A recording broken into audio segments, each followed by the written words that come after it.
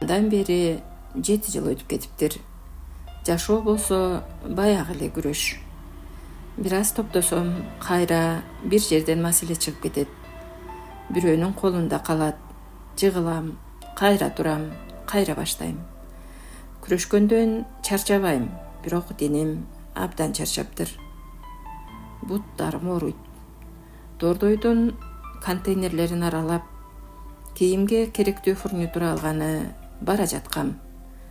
Ар бир кадамым бутумдагы ооруну эскертип, оор күндөрүмдү көз алдыма тартып турат. Ошентип бара жатсам, саламатсыз беже деп бирөө токтотуп калды. Үнүн укканда тааныган жокмун. Күтпөгөн адамды көргөндө же ойго батып кеткенденби тааныбай калдым. Ушундай болот экен. Бир аз тиктеп араң издедим. Бул баягы менин оор күндөрүмдө аты аралашкан жигит болчу. Көп деле сүйлөшкөн жокпуз. Жөн гана ал жар сурашып, ар кимибиз өз жолубуз менен жүрүп кеттик. Бирок анын жүзүн көргөндөн кийин эски ойлор кайра ойгондо. Жолдо баратып, өзүм менен өзүм сүйлөшүп келе жаттым. Сенин аялың мага эмне мынчалык таарынды экен? Мен ага эмне жагамандык кылдым эле? Эмнеге экөөңөр ошол сүрөттү көтөрүп үйүмө келдиңер? Эгер чындап эле бирөө күнөөлүү болсо, балким күнөөнүн көбү сенде эле. Ушул ойлор жанымды тынч койбой койду. Анткени биздин тааныштыгыбыз жөн жерден башталган эмес эле. Ал жылдары Туркия менен бизнес кылып, бир топ адамдар менен чогуу иштечүбүз. Жумуш үстүндө да, жумуштан кийин да отуруп сүйлөшүп калчу элек. Бир күнү ал мага санаркап келип калды. Эже, сизден бир кеңеш сурайын дедим эле. Анан акырын сөзүн баштады. Бир кыз менен байланышып калдым эле. Өзүм да мындай болот деп ойлогон эмесмин. Азыр боюнда бар экен. Алдыртып салайын десем, жаш кыз, биринчи баласы. Жаш кыздын тагдырына балта чапкым келбейт. Аялыма айтсам, көңүлүн оорутамбы деп корком. Эмне кыларымды да билбей калдым деди. Мен да аны соттогон жокмун. Тескерисинче, анын да, тиги кыздын да абалына ичим ачышып кетти. Бишкекке келгенден кийин ошол кызды атайын барып көрүп келдим. Жап-жаш кыз экен. Бир жагынан ага боорум ооруду, бир жагынан жардам бергим келди. Ошол учурда баланы багып алсамбы деген ойда келген эле. Андан көп өтпөй биздин жашоодо жакшы өзгөрүүлөр болду.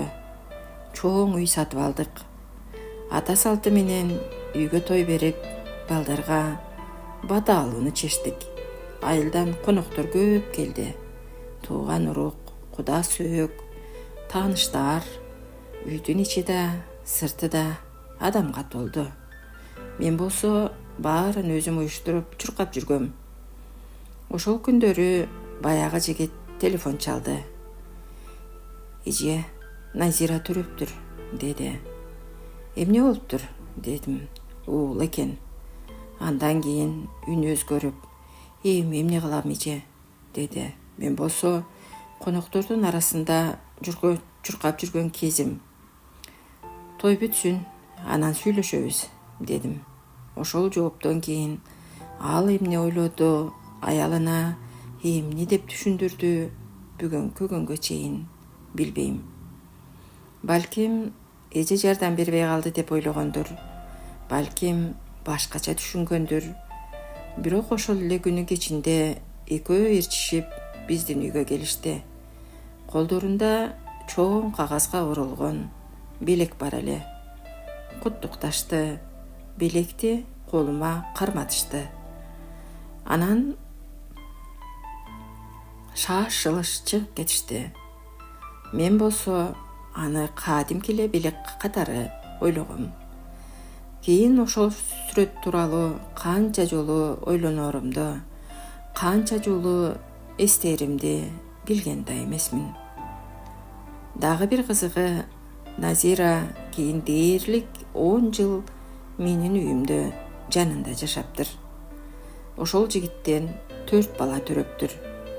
Бирок мен анын жанымда жашаганын ошол учурда билген эмесмин. Мунун баарын кийин уктум.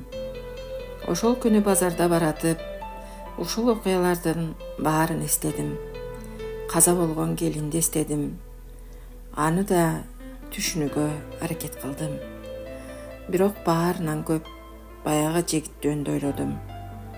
Эгер ошол кезде башкача чечим кабыл алганда эмне болот эле? Эгер чындыкты башынан эле айтканда эмне болмок? Эгер биздин жолдор таптакыр кесилишпегенде эмне болмок? Бул суроолордун жообу жок. Бирок адам кээде жылдар өткөндөн кийин дагы өткөн окуялар менен ичинен сүйлөшүп жүрө берет турбайбы?